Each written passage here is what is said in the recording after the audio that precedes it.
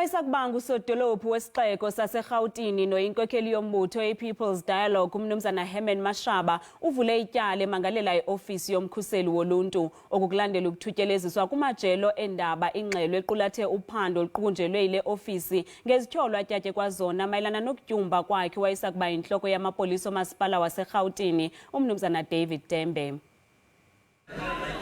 Owayesakuba nguSodolophu kwisixeko saseRhawutini uMnumzana Herman Mashaba unqinile ukuba yena kunye nowayesakuba inhloko yamapolisa omasipala waseRhawutini uMnumzana David Tembe bavule ityala bemangalela iofisi yomkhuseli woluntu. Oku kulandela ukuthutyeleziswa kwengxelo ebequlathe uphando oluqukunjelwe iofisi yomkhuseli woluntu ngazityholo zorhwaphilizo. Chief Police Officer of the City of Johannesburg, David Tembe, and I laid criminal charges yesterday against those responsible for leaking a draft report. A draft report, as you are aware, it's a draft report.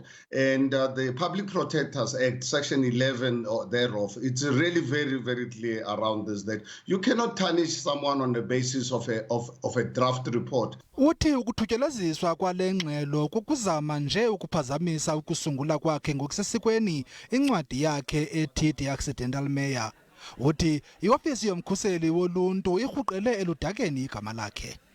Iofisi yomkhuseli woluntu ithi nayo ivule ityala ngelithi nabani na owenze esisenzo makajongane nengalo yomthetho. Firstly, it's not our understanding that Mr. Mashaba laid the charges against the public protector.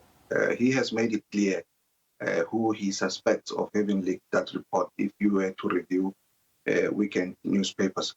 But we have also opened a criminal case against whoever leaked that particular document from our side. The head of our provincial office in Gauteng went to Hillbrook police station yesterday to do that because it is a criminal offense in terms of the Public Protector Act to disclose to another person a document or a record of evidence that is before the public protector for the purpose of an investigation.